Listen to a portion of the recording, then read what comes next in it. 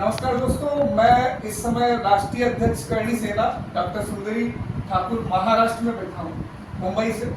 और इस समय देश में एक मुद्दा बहुत ज़्यादा गर्म है। एक समाजवादी पार्टी के सांसद हैं, उन्होंने एक बेतुका और बेबुनियाद और बिना किसी बातों का एक घृणा फैलाई है, जिसमें उन्होंने उनका राणा सांगा को गद्दार कह दिया है। इसके लिए मैं मैडम से उनका व्यूज लेना चाहता हूं कि करणी सेना जिस हिसाब से सड़कों पे है और लोगों को जो कुछ न्याय चाहिए उसमें क्या उनका व्यू है। मैडम क्या कहना चाहेंगे? नमस्कार सभी, आप भी करणी सेना से ही हैं, आप हमारी सेना से ही हैं। और मैं अपने सभी भाइयों को पहली बात तो अपना आज नवरात्रा है, पहला सबको बहुत बहुत बधाई, सबको शुभकामनाएं देती हूँ। कल ईद है, सब लोगों को ईद की बहुत बहुत मुबारकबाद देती हूँ। सब लोग खुश रहिए, हेल्दी रहिए, आपस में भाईचारा बना के रखिए। और देखो, समाजवादी पार्टी का आपने मुझसे पूछा, समाजवादी पार्टी का तो शुरू से ये काम ही रहा है ना, उसका तो पता ही नहीं रहता वो कौन है। मुझे तो आज तक समझ में नहीं आया। उनके फादर के टाइम जब उन्होंने ये कहा था कि लड़कों से गलतियां हो जाया करती है, वो मैंने उनसे बहस की थी उस पर, मुलायम सिंह जी से। और उनका बेटा तो उनका भी चाचा निकला। मतलब वो क्या बोलते हैं, क्या करते हैं। और अब तो वो बौखला गए, जैसे पागल कुत्ता बौखला नहीं जाता, ऐसे अखिलेश यादव तो इतना ज्यादा कि उसके भी ऊपर क्रॉस कर गए और बाकी ये भौंकने के लिए नीचे छोड़ दिए हैं, जिनको ये तमीज नहीं है किसके लिए क्या बात की जाए। रागा सागा कौन थे, महाराणा प्रताप कौन थे, इनको ABCD नहीं पता है। इनको सिर्फ पार्लियामेंट में बस कुर्सी दे दी गई है, इनको कुछ भी बक दो, कुछ भी चलता है। फिर इनको ना कोई इज्जत की फिक्र है, ना किसी की कोई चिंता है। छोटा हो बड़ा हो, गाली दे के चला जाए, मारे ये झाड़ के खड़े हो जाते हैं, फिर दूसरा मुद्दा लेके। मतलब इनके लिए आप क्या शब्द कहेंगे। मैं तो कहती हूँ इनको तो कुछ बोलो ही मत। ये बोले ना, ये अपनी पब्लिसिटी के लिए करते हैं। सच बता रहे हैं, इनको कोई पूछ नहीं रहा है तो ये कुछ ना कुछ फेंक रहे हैं। और इनके लिए बोलना बंद कर दो। अगर ये कुछ बोलते हैं ना तो कह दो पागल ने बोला, सुनने का ही नहीं। तो ये क्या बोलेंगे, कुछ नहीं बोलेंगे। इनको लोगों में रहना है, अपनी मौजूदगी दिखाते हैं कि हम जिंदा हैं। अब तो और पब्लिक भी ऐसी है कि ये बोल देते हैं और पब्लिक इनको इतना हाईलाइट कर देती है, मगर इनकी प्रमोशन हो जाती है। मैंने एक भी इंटरव्यू नहीं दिया, मैंने इसीलिए एक भी इंटरव्यू नहीं दिया कि इनको फेमस क्यों करूं मैं। ये फेमस होते हैं।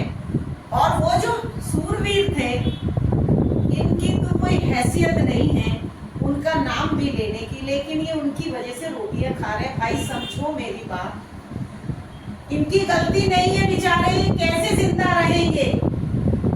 ये हमने पहले भी इनको देकर जिंदा रखा है और आज भी हमारा नाम लेके ये जिंदा है। इससे ज्यादा मैं कुछ नहीं कहूंगी कि उसी की रोटी जब खा रहे थे, जब उन्होंने खिलाई, अब उनके नाम की खा रहे हैं। बाकी तो इनका कौन सुमन था, कौन क्या था। अब वो कहता है मैं दलित हूँ, मुझे मेरे को लोग मेरे लिए जब बोलने से पहले समझ में लिया। ये अच्छा बना रखा, कुछ भी कह दो, अच्छा मैं दलित, अब जो पति हो गए, अरे हम गए, हमें दलित बना दो भाई, हमने बनने तैयार हूँ। मुझे कोई बनाएगा, मुझे दे दो सर्टिफिकेट, मैं सच में कह रही हूँ, मुझे बना दो। अरे यार, ये कह के आप लोग ये इतनी सहानुभूति इकट्ठा करके उनके लिए लोग भी आ जाते हैं। बेचारा बोलने से पहले नहीं सोचता है, क्योंकि रोटी नहीं मिलेगी इनको। क्योंकि कौन जानता था सुमन का, कभी नाम सुना था रामजी लाल सुमन, कोई जानता था? किसने जताया? हम लोगों ने जता दिया उसको। अब लोगों के जहन में बस गया रामजी लाल सुमन। पहले काना कुत्ता भी नहीं जानता था भाई। जो लोकल लोग थे वो जरूर जानते होंगे, लेकिन हम और आप यहाँ बैठे कोई जानता था? इनकी तरफ देखने का भी नहीं। ये बोल के चले जाए ना, इनको आंसर तक ऐसे सोचो सुना ही नहीं, तब देखो इनको क्या होगा। ये खुद ही पगला जाएंगे, दीवार में सर मारेंगे कि रोटियां नहीं सीखी इनकी।